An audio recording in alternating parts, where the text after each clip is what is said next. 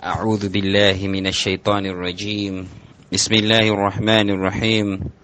الحمد لله حمدا كثيرا طيبا مباركا فيه غير مكفي ولا مودع ولا مستغنى عنه ربنا، والصلاة والسلام على المبعوث رحمة للعالمين محمد بن عبد الله صلوات ربي وسلامه عليه وعلى آله الأخيار وعلى أصحاب غر المحجلين الطيبين الطاهرين عليهم بإحسان إلى يوم الدين. اللهم صل وسلم وبارك على خير خلق الله. اللهم بارك على رسول الله. اللهم سلم دائما عبده. اللهم سلم عليه دائما عبده. آمين آمين آمين. وبعد، أوصي نفسي وإياكم بتقوى الله أيها الأحبة. baganda bange balungi ab'ebitiibwa, mbalamusizaako mwenna n'ekiramuso nga kigamba nti assalaamu alaikum wa rahmatullahi wa barakatuhu. Ekiramuso Allah subhanahu wa ta'ala kye yatussiza nga yentaba luganda wakati w'abakkiriza, era nga ekiyunga abakkiriza omu ku mulala. Nabbi sallallahu alaihi wasallam nabeeranga yatukuutira n'atugamba nti afshu salama bainakum, abanga bakkiriza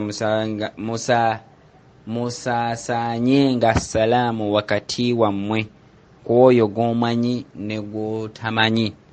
Kale nno tolekangayo okuyita ku musiraamu munno okuggyako nga omutooledde salaamu oyo gw'omanyi n'oyo gw'otamanyi. Baganda bange ab'ebitiibwa, oluvannyuma lw'okuba nti twamaliriza essuula eyitibwa suratu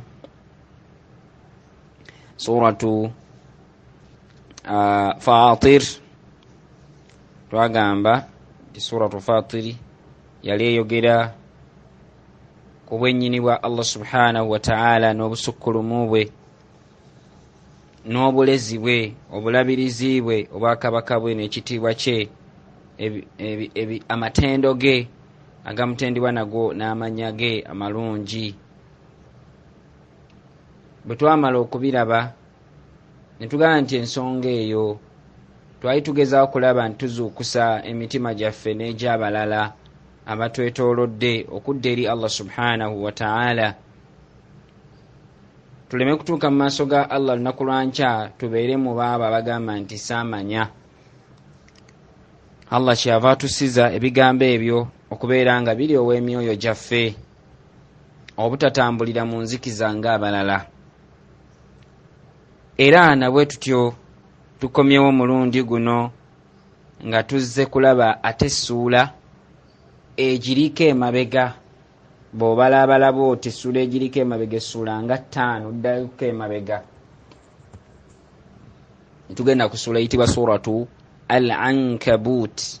Suratu Al-Ankabouti gye tugenda okutambula nayo olugendo luno. Allah subhanahu wa ta'ala saba atukulembere era tutuuse eyo gye yanaabasobosezza okubeera nga tutuuka. Era suratul Ankabouti emiramu egirimu tegijja kwawukana nnyo na ssuula eri suratu Fatir. Mujja kubaamu ebikyukamu bitono, naye nga byonna we tutambulira kubeera nti biri owa myoyo gyaffe. Anti munnange ekitalya mmere ate olina kiriisa ki? Olina kukiriisa bigambo bya Allah subhanahu wa ta'ala. Bw'onaabeera nga tokiwadde bigambo bino nga bikigenda okusiibirira n'okusuulirira, munnange shayitaani yinza okwekwata ekitonde kino mwoyo, kitonde mutima, n'ekyezingako kyovala bosanga abantu ng'emyoyo gyabwe gyazingamibwako ebigambo ebitali birungi ne gibula. Allah subhanahu wa ta'ala kyava agamba mu suratul Bakara naga nti fi qulubihim maradun, abantu abo bayine endwadde mu mitima gyabwe. Fazadahumullahu marada, Allah subhanahu wa ta'ala n'abongerera ddala obubuze. N'olwekyo ffe tusaba Allah subhanahu wa ta'ala emitima egyaffe gibeere nga tegifaanaganako n'egyabo Allah subhanahu wa ta'ala bye yagamba nti emitima gyabwe gijjudde endwadde.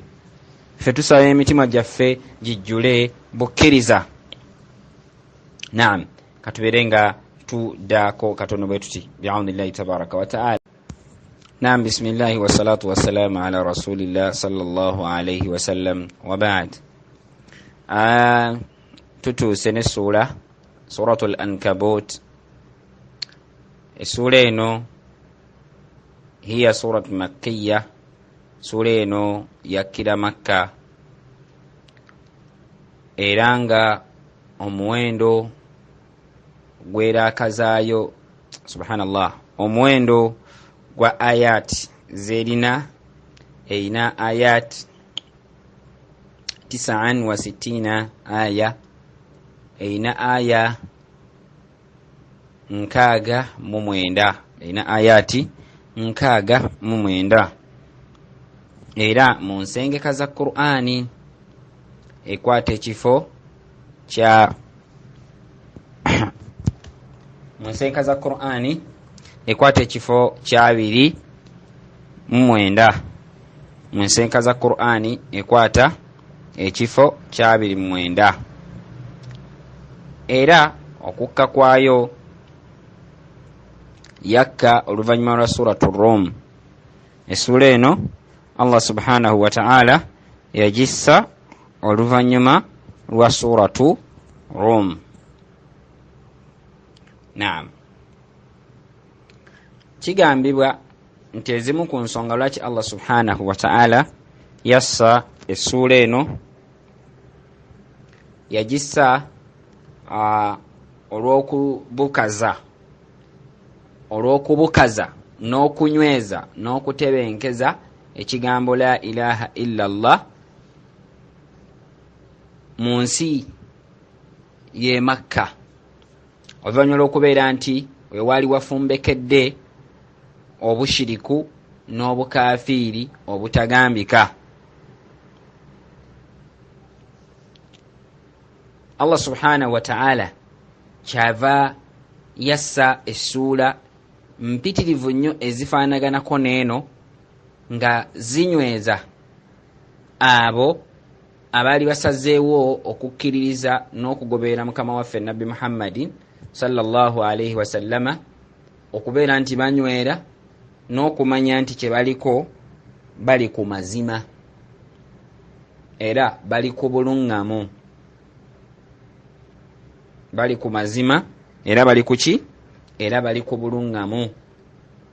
Era nga mulimu n'ebigambo oba obubaka obunafuya entegeera n'enzikiriza zaabo abaali basazeewo okubeera nti genda mu maaso n'okulwanyisa obusiraamu n'abasiraamu, n'okubalaga nti enzikiriza ze baliko mutuufu nzikiriza nkyamu, ne bye basinza babisinza mu bukyamu, bye basinza nabo kennyini ababisinza bali mu bubuze.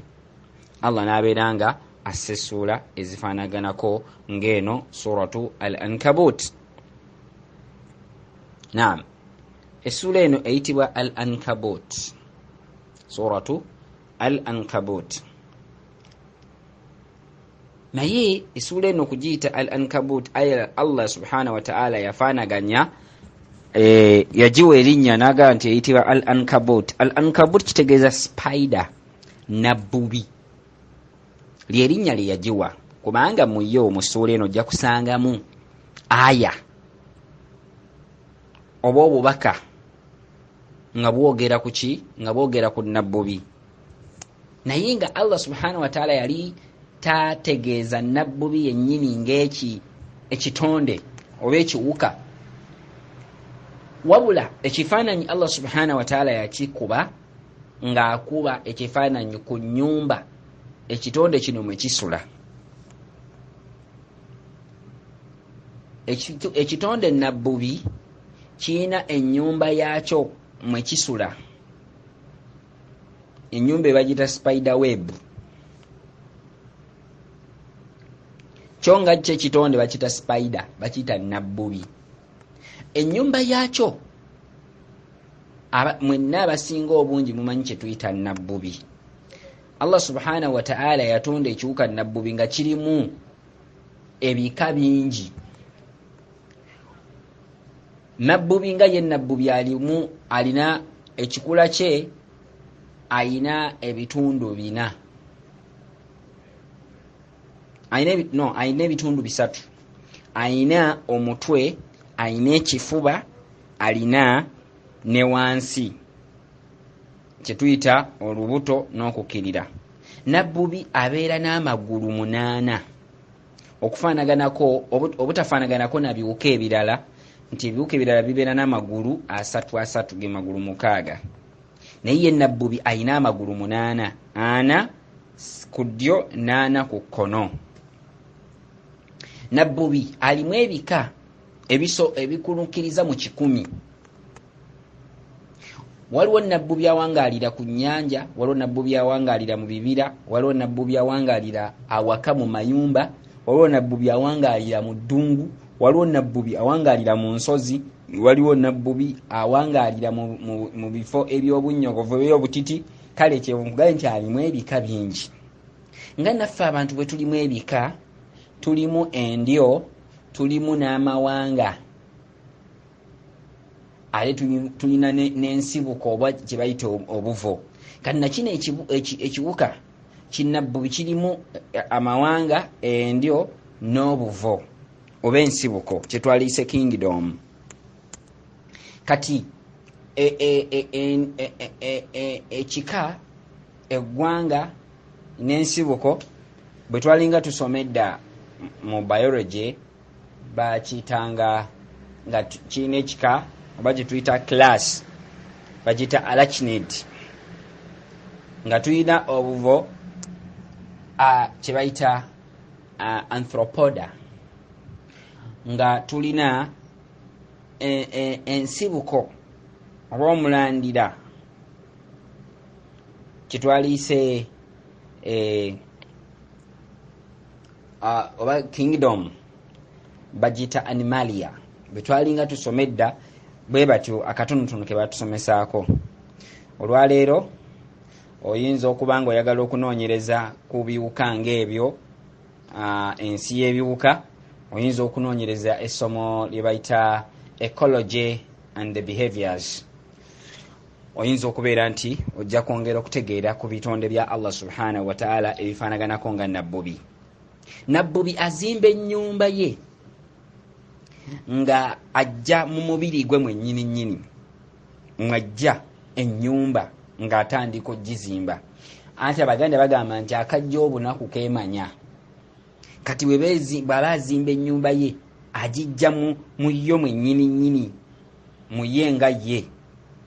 Naam, katutandikire awo ku kitundu kyaffe ekyokusatu insha Allah.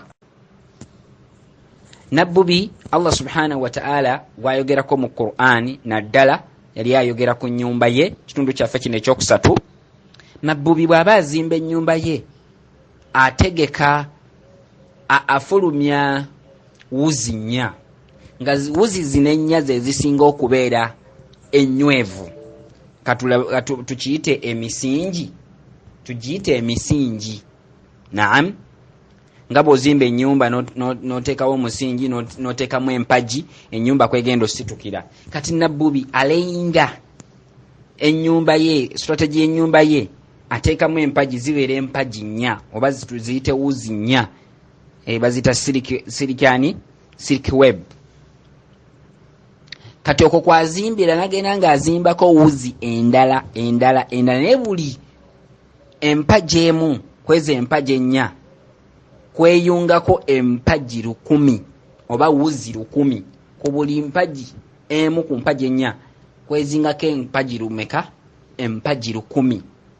Kati bwe zibeera empaji nnya buli mpaji eriko empajiru 10, kitegeeza nti nno bubeera empaji 1000 meka? 1000. Kati buli mpaji ezo zolaba 1000 kugenda ate kweyungirako obuwajja obulala, oba kugenda kwenzibirako bbulooka endala, kuzimbako bbulooka endala.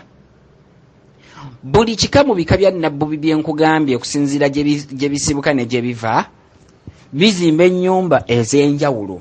Waliyo nabbubi nga zizimba ennyumba zaayo nga zibeera ngumu. Era batugamba nti obuwangaazi bwa nabbubi esobola okuwangala okuva ku mwaka okutuuka ku myaka 3. Era n'okuwangala kwayo mu kuyigga ebyokulya yeeyambisa nnyumba yaayo, efulumya obutwa okuva mu mubiri gwayo n'ebukasuka ne buba nga bwebaka bwe buti ku nnyumba yaayo. Buli kyonna ekiba kyesolossa akatwa kali kakibaka neegwa muki ekintu ekyo ekyokulya ne kigwa mu nnyumba eno. Kati buli ekigwa mu nnyumba tekisobola kuvaawo.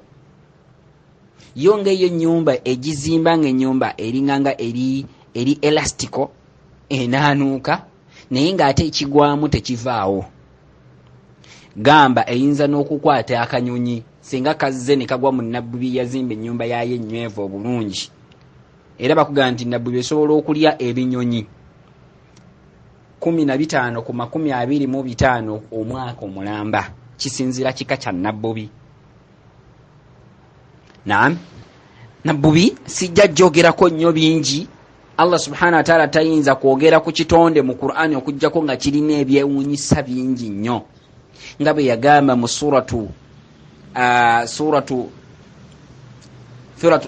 Ghashiya nagati afala yanzuruna ila al-ibili kaifa khulikat, abange mutunuulire engeri Allah gye yatondamu engamiya. Kati Allah agenda ayogera ate jukira yayogerako ne mu suratul Bakara ayogera ku nte. Allah buli lwayogera ku bitonde bye n'abimentioningako mu Qur'an aba alina obubaka bw'atusindikira, aba atusindika tusome tutegeere, obeere ng'owangaala n'ekintu ky'owangaala nakyo nga kikuyambako okutegeera Allah subhanahu wa ta'ala. Tunuulira nabbubi ne sayizi ye, otunulire ekikula kye, otunulire ennyumba gy'azimba. Ennyumba mwasula ate nga ke kamaso akatega ebyokulya byenaalya. Otunulire obunafu bwe kwegamba n'obuweefu bw'ennyumba ye. Naye mulimu ekyama. Naye mulimu ki? Mulimu ekyama. Kyama ki? Allah subhanahu wa ta'ala ng'atulaga enjawulo wakati w'obusiraamu n'enzikiriza ezisigadde.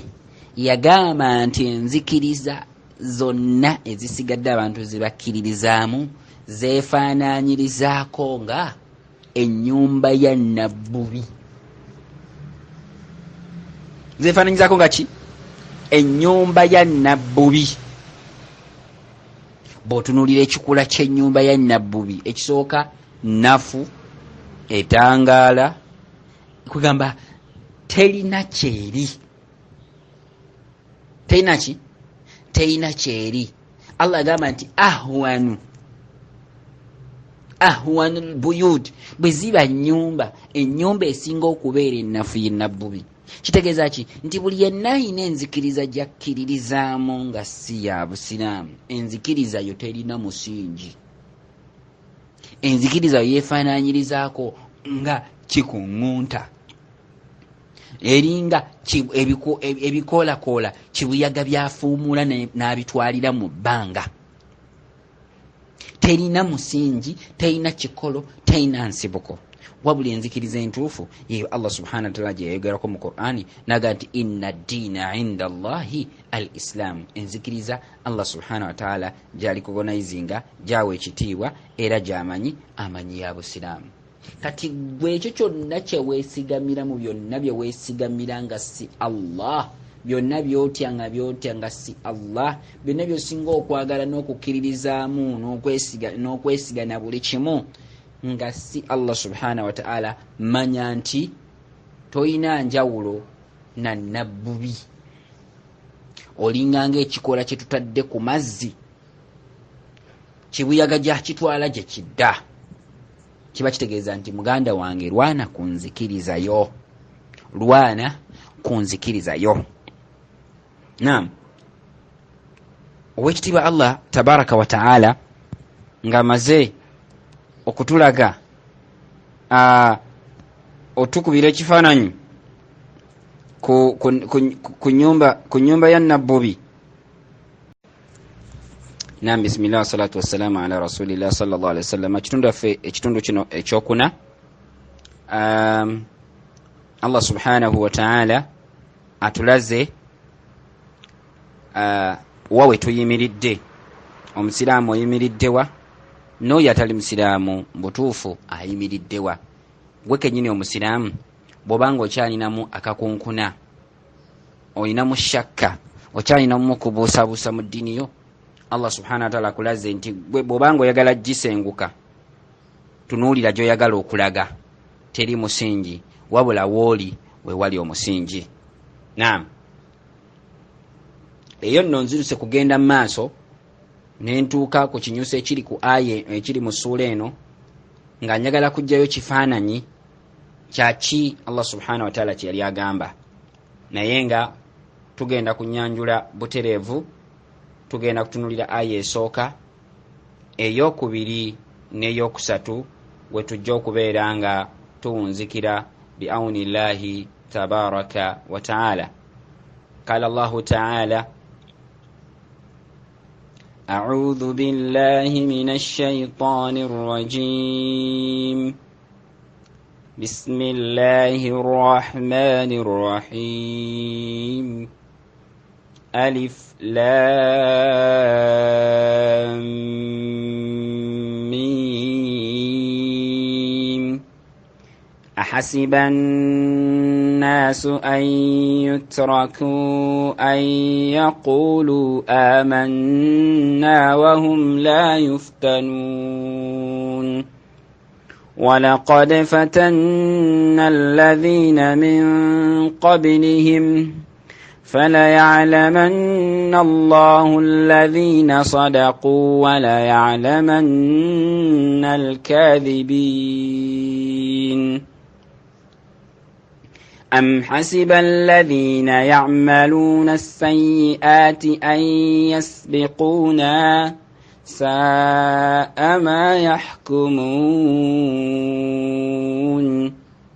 نعم، إذو آياتي nya bi'auni llahi tabaraka wa ta'ala ze tujja okubeera nga tutunuulira omulundi ogunajja insha Allahu tabaraka wa ta'ala. Baganda bange abalungi, tubadde ku nyanjula ya suratu Al-Ankabouti we tubadde tutambulirako olwaleero. Ayati zino tetugenda kubeera nga tuzilambulula ekiri awo, wabula omulundi ogunajja nga Allah tabaraka wa ta'ala atusobozesezza tujja kubeera nga tulaba obulambulukufu bwazo, pozi okubayitiramu akatonotono. Allah agambye nti alif lam mim, ennyukuta ezo ziri ssatu. Bal Allahu tabaraka wa ta'ala a'lam bimuradi, Allah yasinga okumanya ekyama, amakulu ameekusifu ageekusise agali mu nnyukuta ezo. Allah teyayagala ffe tumanye mawulire gali mu nnyukuta ezo n'akyerekera, kubanga ye nannyini kumanya byama. Aya ey'okubinaga nti ahasiba nnaasu an yutraku, abange abantu basuubira nti bajja kulekebwa batambule baniigine, an yaqulu amanna, nga boogera boogezi nti ffe tuli bakkiriza, abange nze ndi musiraamu, wahum la yuftanun, nga tebamaze kubeera nga bayingira examination room, bamala okukola ku bibuuzo, balabe ebibuuzo bwe bituuyanya. Abaffe banalowooza nti nno tebamaleko okutuyanyizibwa, tebamaleko kuyitako mu ttanuulu, banaakunumba bukunnumbi. Allah eyo bagita istifhamu inkari. Naam, mu aya eyokusatu Allah n'agamba walaqad fatanna alladhina min qablihim, bwe kibanga ffe guno gwe tuliko mulembe ate nga waliwo n'emirembe egyatukulembera, waliwo n'omulembe ogunajja mu maaso. Kale Allah agambye nti nagezesa emirembe egyabakulembera kummwe. fala yalamanna Allahu alladhina sadaqu, era mu kubagezesa abamu baayita abalala baagwa ebigezo. Era bw'atyo Allah n'ayawula abaana n'agaana. Mu bo abamu baayita ate abalala ne bagwa. Aya eyokuna Allah n'agamba am hasiba alladhina ya'maluna sayyi'ati, kino tekyalina kubakkiriza bokka n'abo abaali beeyita abakkiriza, wabula n'abo abeeyolesa obulungi ennyo mu kifaananyi ky'obukafiiri n'obushiriku. Bo mu mbeera zaabwe Allah agamba nti balowooza bye bakola ayasbiquuna, babikola balowooza nti Allah subhanahu wa ta'ala bamuyita kulitalaba. Allah agamba nti saa ma yahkumun, tebakisuubira nti kikibakola Allah bamuyita kulitalaba, talaba bye bakola oba tamanyi bye bayiiya bye bateekateeka ebyo bye bakola mu kyama, wabula Allah subhanahu wa ta'ala ki abiraba era abimanyi, wabula abassa kasiriso. Insha Allahu ta'ala omulundi okunaddako tujja kubeera nga ate oli awo tuyingira mu ayate ezo, tubeere nga tuzitegeera obuvo n'obuddo n'obukko, tusobole okubeera nti oba oli awo tubaako bye tunnyonnyoka n'okutangaala n'okutegeera n'okujjukira ku bigambo bya Allah subhanahu wa ta'ala ebitaggwa amalojjo, ebitaggwa matendo, okujjako nannyini byo Allah tabaraka wa ta'ala yabyemanyidde obukulu n'obusukkulumu bwabyo. Nas'alullaha lana al-afwa wal-afiya fi dunya wal-akhirah. Subhanaka Allahumma bihamdika ashhadu an la ilaha illa anta astaghfiruka wa atubu ilayka. Jazakumullahu khaira. Wassalamu alaykum wa rahmatullahi wa barakatuh.